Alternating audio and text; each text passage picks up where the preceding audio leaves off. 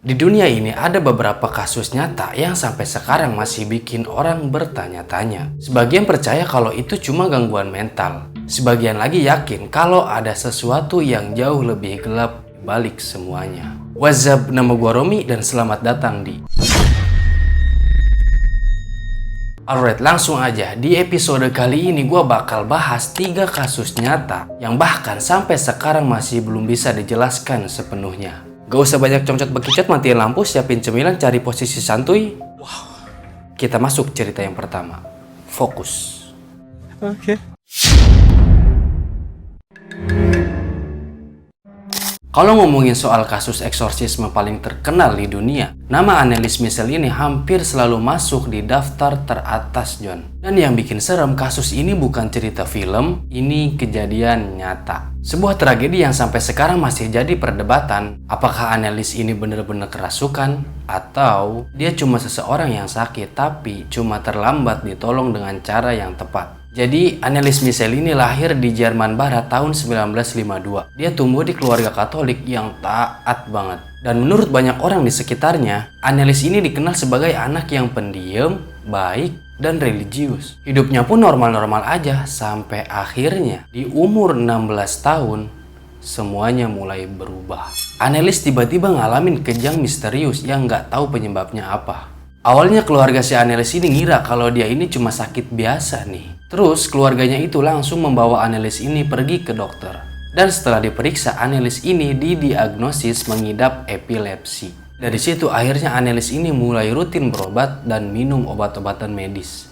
Tapi anehnya, kondisinya bukan malah membaik, malah tambah parah. Menurut pengakuannya, dia itu mulai sering ngedengar suara-suara aneh, suara yang terus menghina dirinya, bahkan nyuruh dia melakukan hal-hal menyeramkan. Gak cuma itu, Annelies juga ngaku kalau dia itu sering ngelihat bayangan dan sosok menyeramkan di sekitarnya. Hari demi hari berlalu, perilakunya berubah drastis. Dia jadi depresi berat, emosinya gak stabil, dan mulai ngelakuin hal-hal yang bikin keluarganya itu ketakutan.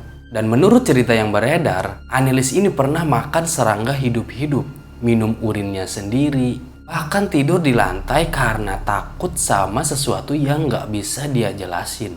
Yang bikin keluarganya makin yakin ada hal yang gak wajar adalah Annelies ini mulai bereaksi aneh terhadap simbol agama. Padahal sebelumnya Annelies ini benar-benar orang yang sangat religius. Nah, semenjak kena penyakit itu, dia bilang kalau dia itu gak kuat kalau lihat salib, takut denger doa, dan sering kesakitan kalau dibawa ke tempat ibadah. Dari situ keluarganya yakin kalau ini tuh bukan penyakit biasa. Mereka yakin Annelies ini kerasukan. Singkat cerita, akhirnya keluarga si Annelies ini minta ke gereja buat ngelakuin eksorsisme. Tapi awalnya itu sempat ditolak karena pihak gereja masih menganggap Annelies ini lebih masuk ke gangguan medis dan psikologis. Tapi karena keadaannya makin memburuk, akhirnya gereja ngasih izin resmi buat ngelakuin ritual pengusiran setan. 2 pastor ditugaskan buat menangani kasus ini waktu itu. Namanya Arnold Renz dan Ernest Al. Singkat cerita, ritual pertama dilakukan pada tanggal 24 September 1975. Dan dari situlah semuanya mulai berubah jauh lebih gelap. Selama hampir 10 bulan, Annelies ini menjalani ritual sebanyak 67 kali. Dan setiap ritualnya itu berlangsung selama berjam-jam dan kadang dilakukan malam hari di ruangan tertutup dengan doa-doa yang terus mereka baca tanpa berhenti.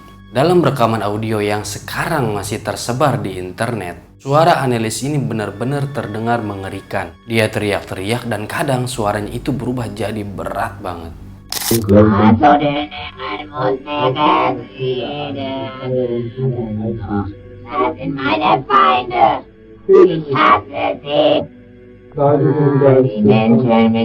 Annelies bahkan mengaku kalau ada banyak entitas berbeda di dalam dirinya. Tapi di balik semua ritual itu, kondisi fisiknya Annelies makin hancur.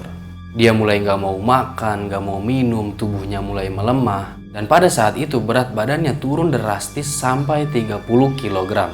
Dia juga sering ngelukain dirinya sendiri tanpa sadar. Sampai akhirnya Annelies udah nggak bisa jalan normal lagi. Tapi di balik itu ritual eksorsisme masih terus dilakukan. Lalu pada tanggal 1 Juli 1976, Annelies Michel ditemukan meninggal di dalam kamarnya di usia 23 tahun. Hasil otopsi menyatakan penyebab kematian adalah malnutrisi sekaligus dehidrasi yang parah banget. Kasus ini langsung bikin heboh satu Jerman. Orang tua Annelies dan 2 pastor yang melakukan ritual eksorsisme tersebut akhirnya dibawa ke pengadilan. Mereka dituduh lalai karena dianggap lebih fokus ke ritual dibandingkan pengobatan medis. Sementara di sisi lain, pihak pembela tetap yakin kalau mereka itu cuma menjalankan keyakinan agama dan izin gereja. Tapi pada akhirnya, pengadilan tetap menyatakan semuanya bersalah. Dan sejak kasus itu terjadi, gereja mulai memperketat aturan soal eksorsisme. Sekarang setiap orang yang diduga kerasukan wajib diperiksa medis dan psikologis sebelum ritual diizinkan. Sampai hari ini kasus Annelies Michel masih menjadi misteri dan perdebatan panjang.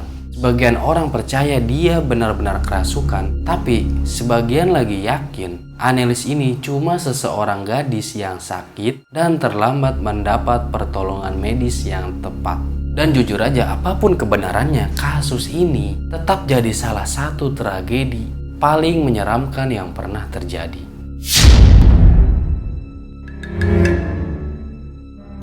Kasus kedua ini mungkin salah satu misteri paling viral dan paling disturbing yang pernah ada di internet. Dan yang bikin orang sampai sekarang masih merinding adalah rekaman CCTV liftnya. Karena sampai hari ini tidak ada yang benar-benar bisa menjelaskan apa yang sebenarnya terjadi di malam itu.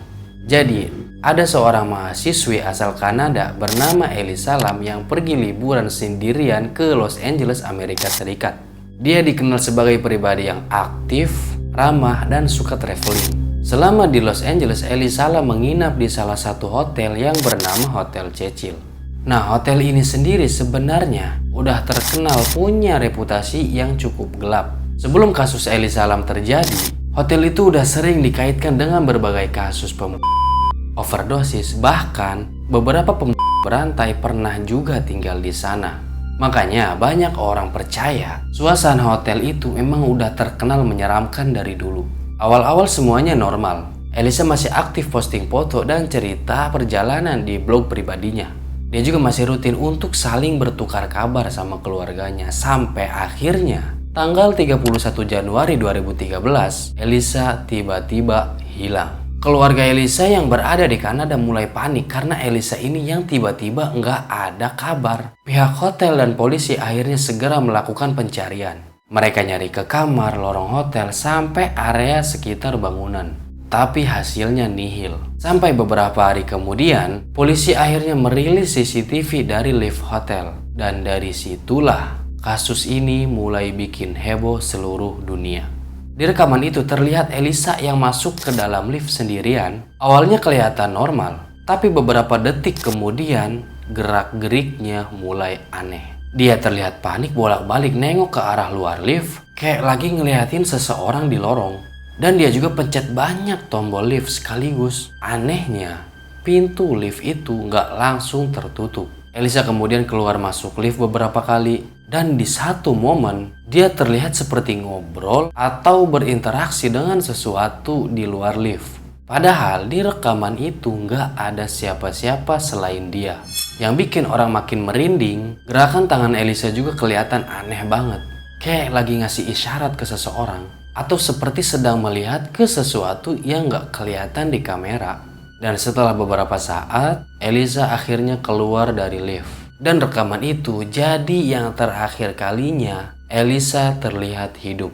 Hari demi hari berlalu sampai akhirnya beberapa penghuni hotel itu mulai komplain. Mereka bilang kalau air yang ada di hotel itu mulai aneh. Rasanya beda, warnanya keruh, terus agak bau gimana gitu. Pihak maintenance hotel akhirnya naik ke atap buat ngecek toren air. Pas dibuka, di sanalah mereka melihat ada tubuh Elisa Lam mengambang di dalam tangki air hotel. Dan penemuan itu langsung bikin geger karena banyak hal yang dianggap janggal. Pertama, akses menuju ke atap hotel itu nggak gampang. Toren air itu posisinya tinggi dan berat banget kalau dibuka sendirian. Bahkan beberapa orang mempertanyakan gimana caranya Ellis Salam masuk ke dalam sana. Apalagi hasil pemeriksaan tidak menemukan adanya tanda kekerasan di tubuhnya. Kasus ini akhirnya ditutup sebagai kecelakaan yang berkaitan dengan gangguan bipolar yang diderita Ellis Salam.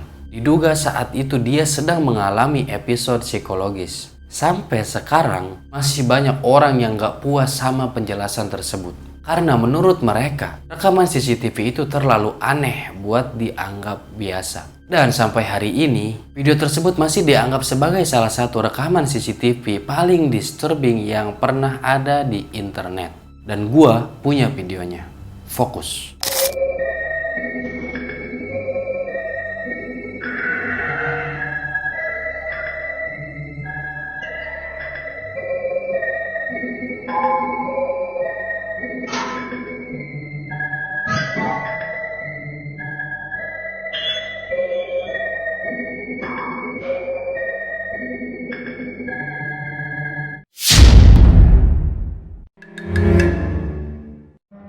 Kalau kasus sebelumnya bikin orang takut karena rekaman CCTV, kasus yang satu ini bikin merinding karena kondisi korbannya. Dan sampai sekarang, Dilatov pas insiden masih dianggap sebagai salah satu misteri yang paling menyeramkan dalam sejarah. Kejadian yang terjadi di tahun 1959 di Pegunungan Ural, Rusia.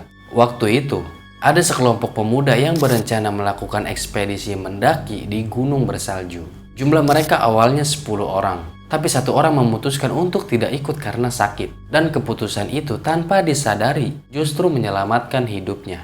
Karena 9 orang sisanya gak pernah kembali. Mereka sebenarnya semua itu pendaki yang berpengalaman. Bahkan beberapa di antaranya itu punya sertifikat pendakian tingkat tinggi. Jadi mereka ini bukan pendaki sembarangan. Di awal perjalanan semuanya berjalan dengan normal. Mereka sempat berfoto-foto, bercanda, bahkan menulis jurnal perjalanan. Nggak ada tanda satupun kalau sesuatu buruk bakal terjadi. Sampai akhirnya mereka semua tiba-tiba hilang kontak. Singkat cerita, tim pencari akhirnya dikirim ke gunung tersebut. Dan saat mereka menemukan lokasi yang jadi tempat kemahnya mereka, semuanya langsung berubah jadi misteri besar. Tenda mereka ditemukan dalam kondisi robek. Yang robeknya itu dari dalam, bukan rusak karena hewan, tapi benar-benar kayak disayat pakai pisau dari bagian dalam tenda. Seolah-olah mereka berusaha untuk keluar secepat mungkin karena ketakutan. Yang bikin makin aneh adalah jejak kaki menunjukkan kalau para pendaki keluar tanpa berpakaian lengkap. Padahal suhu malam itu bisa mencapai minus 30 derajat. Ada yang keluar tanpa sepatu, ada yang cuma keluar pakai baju tidur. Dan mereka tetap nekat lari ke tengah hutan bersalju. Beberapa mayat ditemukan di pohon besar. Diduga mereka ini sempat mencoba untuk membuat api unggun sebelum akhirnya mereka itu membeku. Tapi kondisi korban lainnya itu jauh lebih mengerikan. Ada yang tengkoraknya retak, ada yang tulang rusuknya hancur parah. Bahkan salah satu korban wanita ditemukan tanpa lidah dan mata. Nah, yang bikin tim penyelidik bingung, beberapa korban ini mengalami luka dalam yang sangat parah, tapi hampir nggak ada luka luar di bagian tubuh mereka. Seolah tubuh mereka itu terkena kayak tekanan besar dari dalam. Bahkan di beberapa pakaian korban, ditemukan radiasi dalam jumlah tertentu. Dan sejak saat itu muncul nih beberapa teori liar. Ada yang bilang mereka terkena longsoran salju, ada yang percaya mereka itu nggak sengaja ngeliat eksperimen militer rahasia Uni Soviet, ada juga yang yakin kalau ada sesuatu yang bukan manusia di gunung waktu malam itu.